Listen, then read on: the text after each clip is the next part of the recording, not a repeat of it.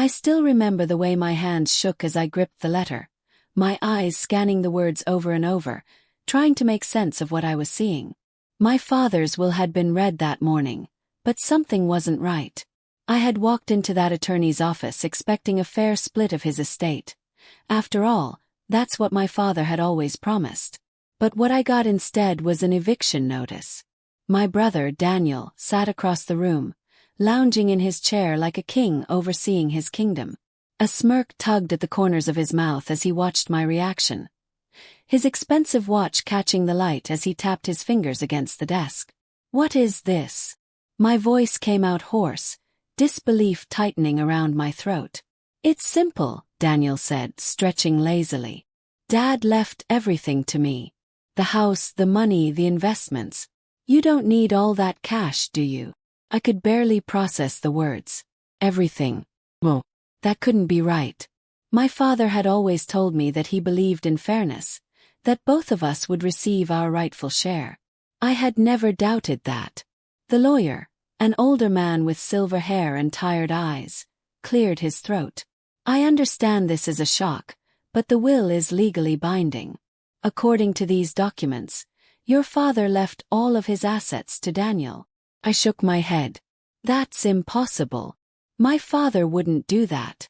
My pulse pounded in my ears, a roaring storm of confusion and anger. Daniel laughed, leaning forward with an infuriatingly smug expression. "I guess he changed his mind. Guess he realized who the responsible one is." That's when it hit me. This was planned. I had been traveling for work in the weeks before my father passed. The last time we spoke, he had assured me that the paperwork was already done. He wanted everything split evenly. But then, suddenly, he fell ill. And in those final days when I wasn't there, Daniel had been the only one by his side. I turned to the lawyer, gripping the arms of my chair to keep myself steady. "I want to see the will. The original one." A flicker of hesitation crossed the lawyer's face. He adjusted his glasses and pulled out a thick stack of documents, placing them on the desk between us. As my eyes scanned the pages, something felt off. The signature, it didn't look right. It was my father's name, but the handwriting seemed shakier than I remembered. Did my father sign this himself? I asked slowly, my heart pounding. The lawyer hesitated just a second too long before responding. The documents were signed during his final days. A sickening realization settled in my gut. My father had been too weak to write in those last days. And if he was too weak to write, then, who had signed his name? I turned to Daniel. "You forged this." His smirk didn't falter. "Can you prove that?" I clenched my fists, my nails digging into my palms. "You stole my inheritance." Daniel's laugh was light, almost amused. "Oh, come on.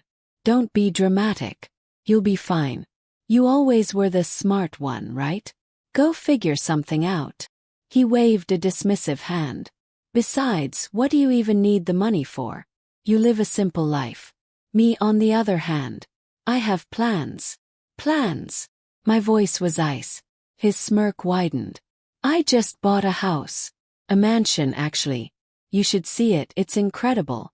Pool, private theater, the whole thing. Cost a fortune." He laughed, shaking his head. Dad's money really went to good use. The room seemed to spin. He hadn't just taken what was mine. He had already spent it. I wanted to scream. I wanted to flip the desk, to tear those papers apart, to do something. But what could I do? The will, even if it was forged, was legally binding. And Daniel had made sure to cover his tracks. "Don't look so miserable," Daniel said, standing up and stretching. "You'll land on your feet, I'm sure. Maybe go back to that little apartment of yours, work a few extra hours, live humbly. It suits you." He grinned, flashing his perfectly straight teeth. "Anyway, I have a housewarming party to plan. Wish you could be there, but, well, you can't afford the ticket in." I couldn't speak. The betrayal burned inside me, a slow, seething fire that refused to die. My own brother, my own flesh and blood, had taken everything from me. And he had done it with a smile. I stormed out of the office, the papers clenched in my hands, my mind racing. There had to be something I could do. I wasn't just going to let this slide. But before I could even figure out my next move, I lost everything. I returned to the house that evening, the place I had called home my entire life. I had barely stepped through the front door when I saw them. Moving trucks lined up in the driveway. Daniel stood on the front porch, overseeing the workers as they carried out furniture, boxes, even the framed family pictures that used to hang in the living room. "Hey, you're just in time," he called out cheerfully. "Thought you'd want to see the place before it's gone. New owners move in next week." Froze. New owners. He clapped a hand on my shoulder like we were old friends. "Yeah, I sold it. Got a great price too. Figured, why let it sit around when I could cash in?" He leaned in closer, lowering his voice mockingly. "Guess you'll need to find somewhere else to live." My blood ran cold. I wasn't just losing my inheritance. I was losing my home. "Daniel," I whispered, my voice shaking. "You can't do this." "Oh, but I can," he said, his grin widening. And I did. The next words hit me like a hammer. "You have a week to pack your things." I don't remember how I got through the next few days. My body moved on autopilot as I packed the remnants of my life into cardboard boxes. Every time I reached for something, I wondered, was this mine or had Daniel already put a price tag on it? When I finally walked out of that house for the last time, I turned to look back at it, my heart aching. This had been my home. My family's home. And now it was just another thing Daniel had stolen from me. He stood by the front door, watching me leave with a satisfied smirk. "Tough luck, huh?" I met his gaze, my jaw tightening. I felt anger, heartbreak, betrayal, but most of all I felt something deeper. Something colder. I wouldn't forget this. I wouldn't forgive this. And one day, I would make sure he paid for it all. I walked away from that house with nothing but a few boxes and a rage so deep it felt like it could burn through my skin. My brother had stolen everything. Our father's fortune, my home, my sense of security. And he had done it without a second thought, laughing in my face as he crushed me under his boot. But he had made one fatal mistake. He thought I would just accept it. As I drove aimlessly through the city that night, my mind raced with 1,000 thoughts. Part of me wanted to storm back to that mansion he had bought with my inheritance and tear it apart, make him feel even a fraction of what he had done to me. But reckless anger wouldn't get me what I wanted. I needed to be smart. I needed to be patient. And more than anything, I needed a plan. The first step was gathering proof. I started with my father's old lawyer, the man who had been handling his estate for years before suddenly stepping aside in those final months. I found his office in a quiet part of town, a far cry from the high-end building Daniel's new attorney operated from. The secretary at the front desk looked up as I walked in. "Do you have an appointment?" "No," I said, "but it's important." Something in my tone must have caught her attention because she hesitated before nodding toward a door at the end of the hallway. "Go on in." I stepped inside to find an older man sitting behind a cluttered desk, his glasses slipping down his nose as he looked up. "Can I help you?" I took a deep breath. "I need to know about my father's original will." His expression darkened. He sat back in his chair, folding his hands in front of him. "I was wondering when you'd come." My pulse quickened. "So you knew." He let out a heavy sigh. "Your father's original will did not leave everything to Daniel. It was supposed to be a 50-50 split." The words hit me like a punch to the gut, even though I had already suspected as much. "Then how did this happen?" He hesitated before answering. "Your brother convinced your father to switch attorneys in those final weeks. I was never given a reason why, but I had my suspicions. And then, well, you know what happened after that." Clenched my jaw. "Do you think the will was forged?" He didn't answer right away. But then finally he said, "If I were you, I'd get a forensic expert to take a look at that signature." It was exactly what I needed to hear. Next, I needed to hit Daniel where it hurt most. He had stolen my inheritance to live large, to flaunt his wealth and power. He had spent my money on a mansion, luxury cars, designer suits. He had built an entire identity on the idea that he was the sole heir to our father's fortune. So what would happen if that illusion crumbled? I started digging. Daniel had always been reckless with money, even before our father passed. He had gambling debts, unpaid loans, and a long history of spending far beyond his means.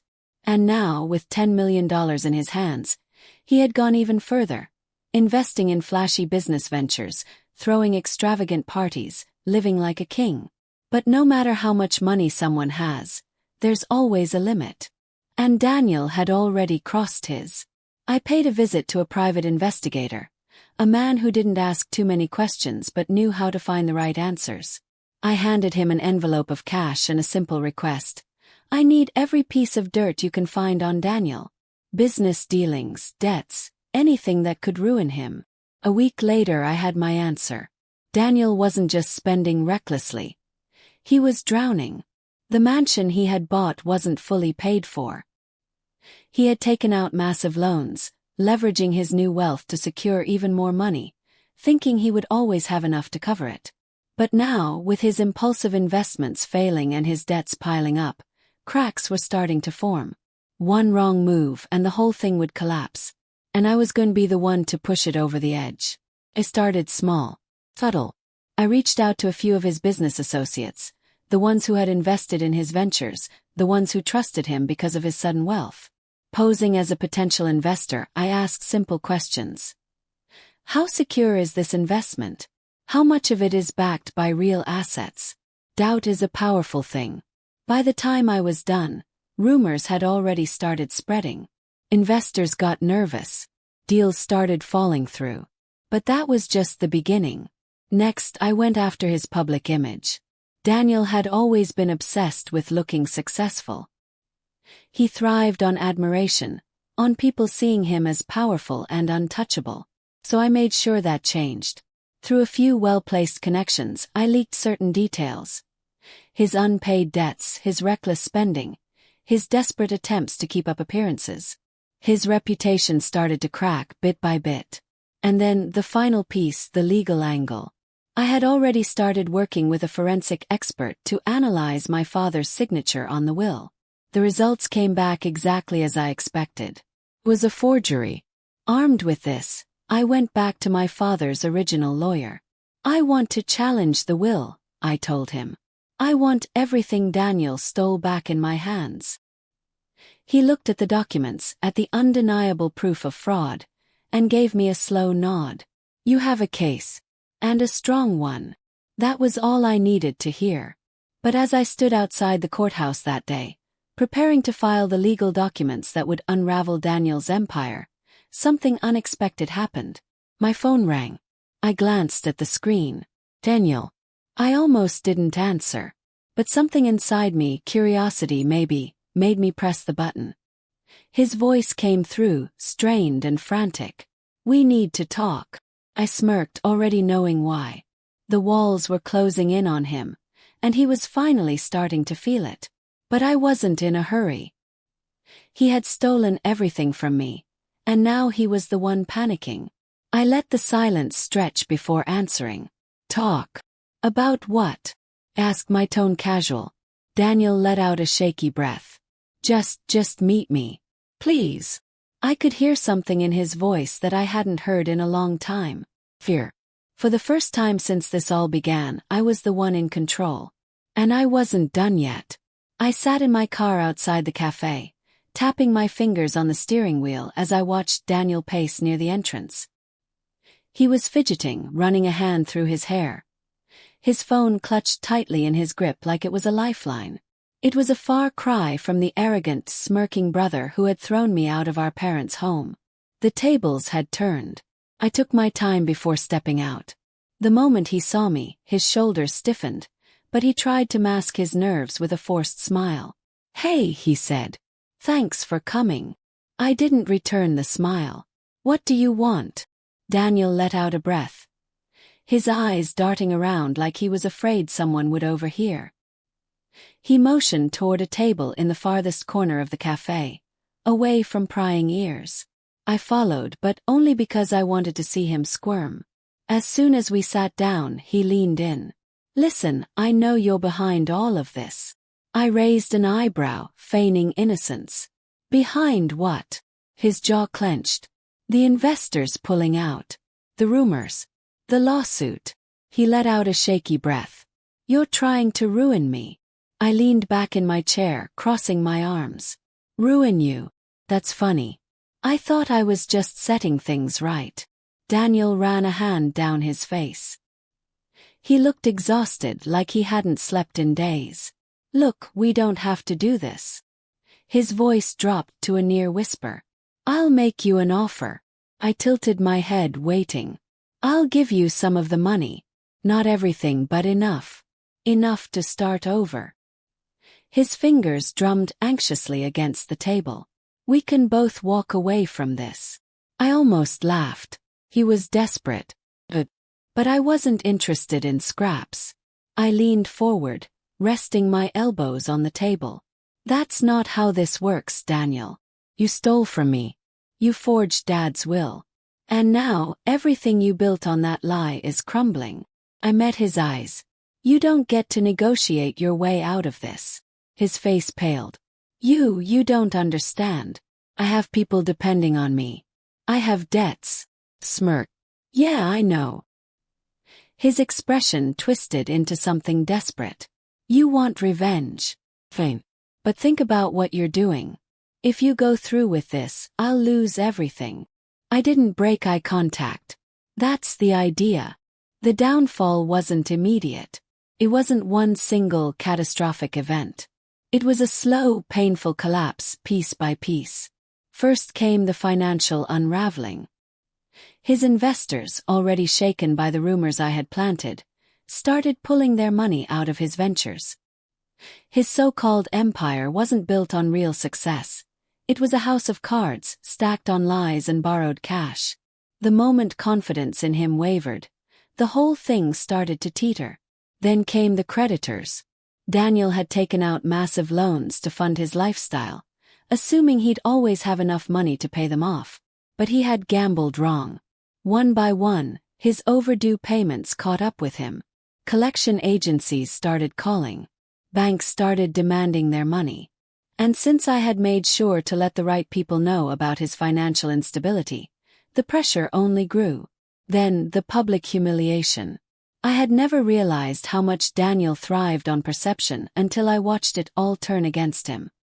His so-called friends disappeared overnight. The ones who had once flocked to his extravagant parties suddenly wanted nothing to do with him. I knew the final blow had landed when I saw a news article pop up. Wealthy investors' business in freefall. Lawsuits and debt mount against Daniel Whitmore. I sat back in my chair, sipping my coffee as I read it. Perfect. The day the mansion was seized, I made sure to be there. Daniel stood on the front steps, watching as movers carried out furniture, luxury decor, and everything he had filled that house with. The bank had finally come for what he owed. His shoulders sagged, his expression hollow as he muttered into his phone, probably begging someone for help. But there was no one left. I didn't speak. I didn't need to. I just stood at a distance, watching as the brother who had stolen everything lost it all. Finally he noticed me.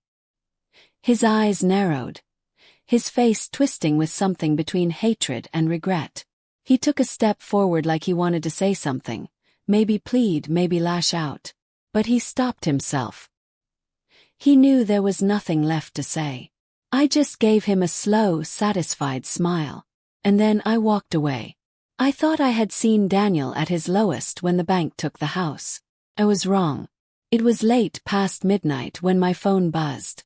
I was in bed, barely awake, but something made me check. Daniel. I almost didn't answer. What could he possibly have to say now? But then another message came through. Please, I need to talk. It's urgent. I stared at the screen. There was a time when I would have dropped everything if my brother needed me.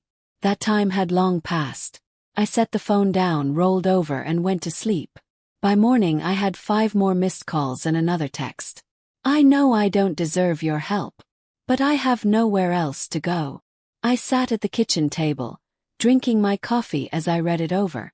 The man who had smugly told me, "This house belongs to me now," was now begging me for help. Poetic justice.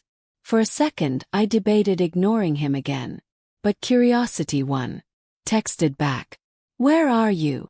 His response was almost immediate. "A diner off Route 7. Please, just come." The diner was the kind of place that looked like it had been stuck in time for decades. Checkered floors, faded booths, a neon sign flickering against the window. And there, in the very back, was Daniel. He looked awful. His once perfectly styled hair was unkempt, his suit wrinkled, his eyes hollow with exhaustion. There was no trace of the arrogance, the wealth, or the power he once flaunted. When he saw me, relief flooded his face.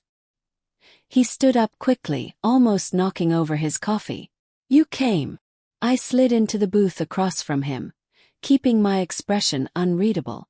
"What do you want, Daniel?" He exhaled shakily. I don't even know where to start." "Try the beginning," I said coolly.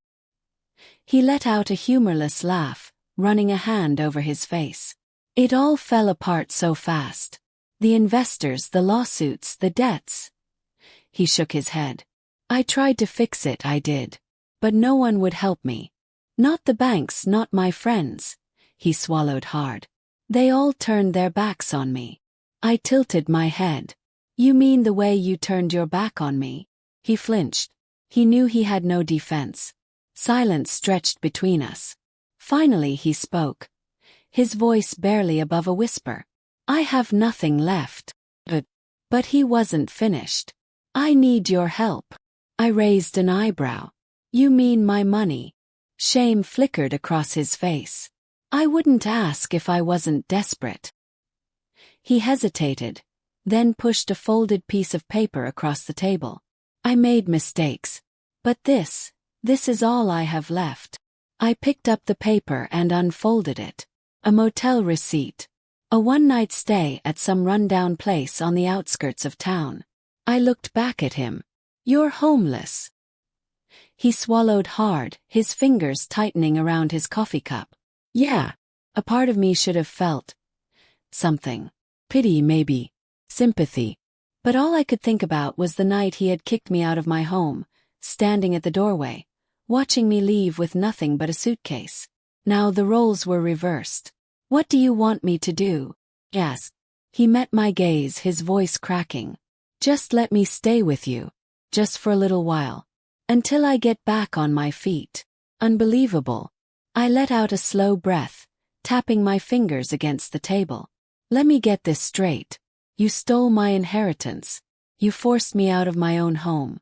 You spent years living in luxury while I had to rebuild my life from scratch." I leaned in. "And now that you've lost everything, you want me to save you?" His face twisted with something between shame and desperation. "I know I don't deserve it. But I have nowhere else to go." I studied him, watching him squirm under the weight of his own choices.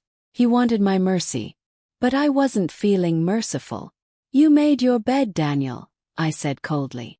"Now you get to lie in it." His eyes widened. "Please. I'll do anything." I stood up. "No, Daniel. You won't." I grabbed a 20 from my wallet and tossed it on the table. "Here. Buy yourself another coffee." He stared at the money like it was an insult. Maybe it was. Then, without another word, I turned and walked out of the diner. I didn't look back. The cold night air bit at my skin as I stepped out of the diner, but I barely noticed it. My heart was pounding, not with guilt or second thoughts, but with satisfaction. For years, Daniel had everything while I struggled. And now, he had nothing. I walked to my car, slid into the driver's seat, and just sat there for a moment. The neon glow of the diner sign flickered in my rearview mirror, casting a sickly blue light across the parking lot. Inside, Daniel was probably still sitting there, staring at the $20 bill like it was some kind of joke. A bitter laugh slipped past my lips. He expected me to save him. After everything he'd done. After everything he'd taken from me. I shook my head, gripping the steering wheel tighter. No, he didn't get to win this time. Justice had already been served. Over the next few weeks, I barely thought about Daniel. Why would I? My life was good. My business was thriving, I had a beautiful home. One I earned, not one handed to me on a silver platter. But then, one evening, I found myself driving past the old house. His house. Or at least, the house that used to be his. The for sale sign was still planted in the front yard, a harsh reminder of how quickly things could change. The grass had grown wild, the once pristine flower beds now overrun with weeds. The house that had once been the symbol of Daniel's success now looked like a forgotten ruin. Parked across the street watching. And then movement. A figure shuffled along the sidewalk, shoulders hunched, head down. Even in the dim light, I recognized him. Daniel. But not the brother I had once known. This version of him looked like a ghost of himself. His suit now ill-fitting, his once polished shoes scuffed and dirty. He carried a plastic bag, clutching it tightly as if it held the last remnants of his dignity. I expected him to walk past the house. He didn't. Instead, he stopped at the front gate, staring up at the dark windows. A long, heavy sigh escaped him, and then he did something that nearly made me laugh. He reached into his pocket, pulled out a key, and tried the lock. I shook my head. Old habits die hard. But, of course, the door didn't open. He had no claim to this house anymore. The locks had been changed, the papers signed. It wasn't his. And yet, for a moment, he just stood there, gripping the doorknob like he could will the past back into existence. Eventually, reality set in. He let go. His shoulders slumped. And then, just like that, he turned and walked away, disappearing into the night.